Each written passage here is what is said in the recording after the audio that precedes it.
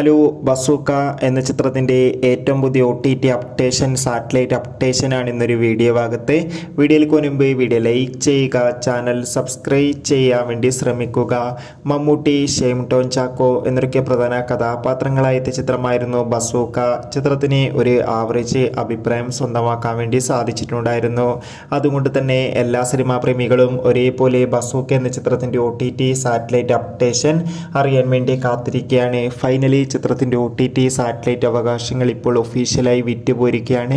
Bazooka എന്ന ചിത്രത്തിൻ്റെ OTT അവകാശങ്ങൾ ഇപ്പോൾ ഇതാ C5 എന്ന OTT പ്ലാറ്റ്ഫോമും സാറ്റലൈറ്റ് അവകാശങ്ങൾ സി കേരളം എന്ന ചാനലും കൺഫേം ആക്കിയിട്ടുണ്ട്. ബസൂക്ക എന്ന ചിത്രം ജൂലൈ മാസമായിരിക്കും OTT റിലീസ് ചെയ്യുക.